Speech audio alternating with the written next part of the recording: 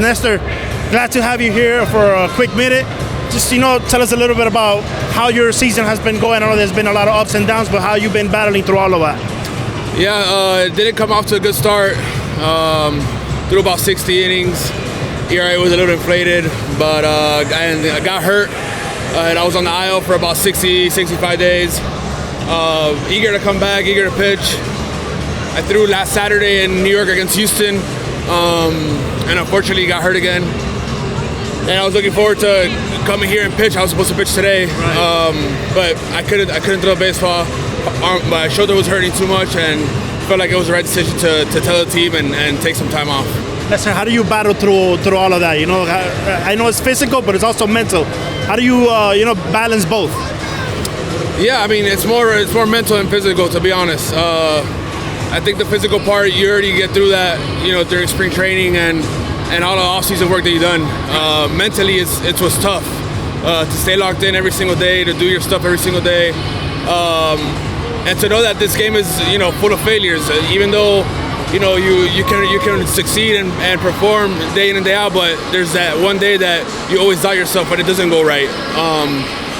Like I said, it's more mental and physical, but you definitely got to keep a balance. What's the process like now? What does the team tell you so you can get back to the mound? Yeah, right now I'm taking about 4 weeks off, no throw, and then once we get there, we'll see what kind of decision we make.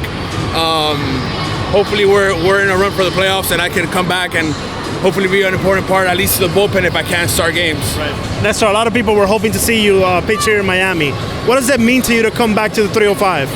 Yeah, it means everything to me. I live here. I was raised here. Never pitched here, so coming back and potentially pitching for the first time was going to be incredible for me. I mean, my ticket request was about 50, 60 people each night, so it's unfortunate that I can't pitch, but I'm glad that fans came out and supported us. A former player and someone from Miami who backs you up all the time and speaks so well of you, Gio Gonzalez. Can you speak about that relationship you have with him and what you probably learned from him in the past? Yeah, I mean, I met Gio when I was in high school. I went to the same high school as him. Obviously, he graduated 10 years before me, but when he came to the Nationals, he would come back to our practices in the fall, and even like right before spring training, talk to us.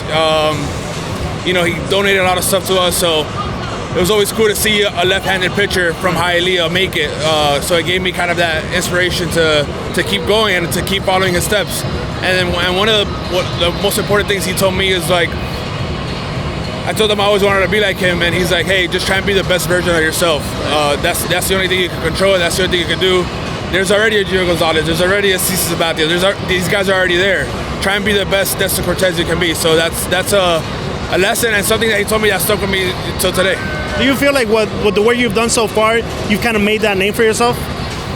I mean, yeah, I guess a lot of people have recognized me. A lot of more people know who I am. But there's still a lot of work to be done. I don't want to be just like a one-season hit or a one-hit wonder. I want to continue to do this for many years. So right now, the most important thing is to get healthy. And if it's not this year, then get ready for next year. But obviously, the main goal is to be healthy and to try and perform the best that I can. Nestor, lastly here, speaking a little bit about the team in general. A lot of people are saying the Yankees are having a bad season, but you guys are playing over 500. Kind of speak about the responsibility and having to, show up for the fans in New York and also for the media in New York. It's kind of tough out there, but how does the team balance it? How do you balance it? Yeah, the expectations are high in New York. We've won for a long time. The history with the New York Yankees is a good one. 27 rings, obviously the best storied, most storied franchise in the world of sports. Yeah. And yeah, they expect a lot from us. And when we were to perform, we hear it. We hear it from the fans. We hear it from the media. And it's almost like a good thing, because you want to be able to play for a good team. You want to be able for people to keep you accountable for what you're doing day in and day out in the field. And at the end of the day, we want the best for everybody. So we're trying to win. All of the teams in the AL East have winning records. They're all playing over 500. The competition in that division, that's got to be tough, because a team like the Yankees, a team like Boston being in the bottom two, that's new for a lot of fans. Yeah. Like I said, it's tough, but we're trying to survive, we're trying to make the wild card, and that's what we have our eyes on right now.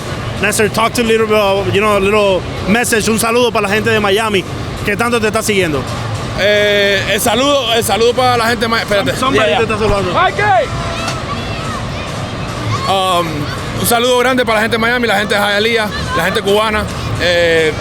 Soy criado aquí, nací en Cuba, pero criado aquí y me siento orgulloso de poder representar los latinos, los cubanos, la gente de Miami todos los días. Ojalá que me sigan apoyando y gracias por todo.